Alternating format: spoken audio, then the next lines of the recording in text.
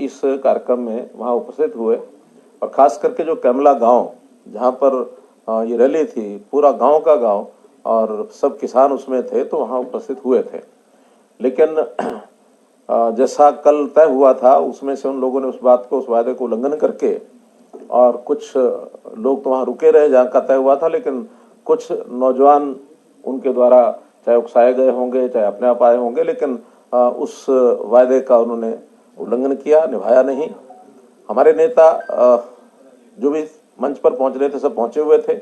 केवल मुझे वहाँ हेलीकॉप्टर लेकर उतरना था, तो हेलीकॉप्टर पर वो पहुंच गए बड़ी संख्या में, जिसके कारण से मैंने भी समझा कि क्योंकि लॉ ऑर्डर की स्थिति नहीं बिगड़नी चाहिए, इसलिए सुरक्षा को ध्यान में रखते हुए और मैंने अपना हेलीकॉप्टर जो है निर्देश दे करके उनको और करनाल में उतारा।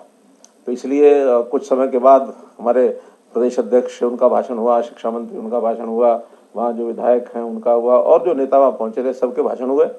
वास्तव में जो हमने किसान को बताना था वो सारा संदेश उन किसानों को चला गया।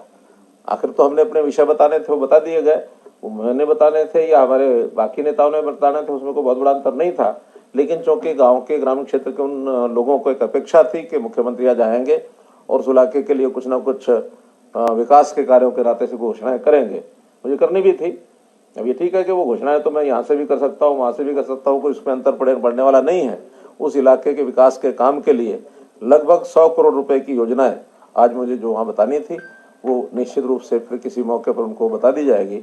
और 3 प्रोजेक्ट्स उनका उद्घाटन था 47 करोड़ रुपए का, वो भी वहाँ एडमिनिस्ट्रेशन ने या तो कर दिया होगा, नहीं तो फिर किसी मौके पर ऑनलाइन उसका उद्घाटन कर दूंगा। लेकिन कुल मिलाकर के आज के इस घटनाक्रम पर इतना जरूर मैं कहना चाहूंगा कि हमारे देश में एक स्थापित लोकतंत्र है, मजबूत लोकतंत्र है। और मजबूत लोकतंत्र में हमने ये पाया है कि हमें बात कहने का अधिकार सबको है, विपक्ष को भी है, पक्ष को भी है। जो भी अपना यानी राइट टू एक्सप्रेशन के अंतर्गत जिस प्रकार का संविधान ने अधिकार सबको दिया है उसकी हम पालना करते हैं।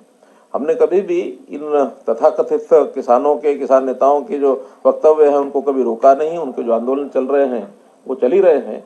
और उसमें तो बल्कि वहां पर इतनी भीड़ होने के बाद, कोविड होने के बाद भी जहाँ वहाँ इतनी भीड़ है उसमें व्यवस्थाओं में बहुत से काम हमने किए हैं। हमने वहाँ स्वच्छता के नाते से, पानी के नाते से, वहाँ जो टेम्परेरी टॉयलेट्स है उसकी व्यवस्था की है, लाइट की व्यवस्था की है, वहाँ हेल्थ सर्विसेज को लेकर के मेडिकल फैसिलिटीज वो उनको दी हैं। तो ये सारे काम वहाँ किए गए हैं। लेकिन ये अच्छा नहीं कि कोई अपनी बात को कहना चाहे और हम किसी दूसरे का विरोध करें, ये लोकतंत्र का तकाजा नहीं है। देश ने आज़ादी प्राप्त की है और आज़ादी का जो हमारा लोकतांत्रिक व्यवस्थाओं का जो एक पालन हुआ हमारे संविधान के द्वारा, डॉक्टर भीमराव अम्बेडकर ने जो हमने व्यवस्था दी है, उसका उल्लंघन ये देश की जनता मुझे नहीं लगता बर्दाश्त करेगी। आखिर इस देश में डेमोक्रेसी को खत्म करने के लिए पहले भी कांग्रेस ने एक प्रयत्न किया 1975 में, जब देश में आपातकालीन हुई। तो आपातकालीन के समय कांग्रेस का ये जो घिनौना काम है उसको लोगों ने उस समय पहचाना और कांग्रेस को नेस्तनाबूद किया, धराशायी किया। सत्ता इतने लंबी पुरानी उनकी सत्ता थी, उसको उखाड़ के फेंका। तो ये लोकतंत्र के प्रति हमारे देश की आस्था है, जनता सब जानती है। और आज के इस घटनाक्रम के कारण से तो मैं समझता हूँ जनता को वह संदेश, शायद मैं अपनी बात में से इतना संदेश न दे पाता जितना बड़ा संदेश जनता को इस घटना के कारण से हो गया है। और बहुत से समाचार उसके बाद मेरे पास फोन आ रहे हैं कि ये ठीक नहीं हुआ है और ठीक नहीं किया है। और इसमें से एक हमारे समाज में खास करके किसान वर्ग की भी बदनामी इन लोगों ने कराई है, क्योंकि किसान का ये रवैया नहीं हो सकता, किसान का ये स्वभाव भी नहीं। हमारा देश का किसान कितना ही कम पढ़ा लिखा होगा, बोला बाला होगा, लेकिन बहुत गहरी उसकी आस्था है इन चीजों में, वो बहुत समझदार है। तो इसलिए इनको उस प्रकार का समर्थन मिलने वाला नहीं है।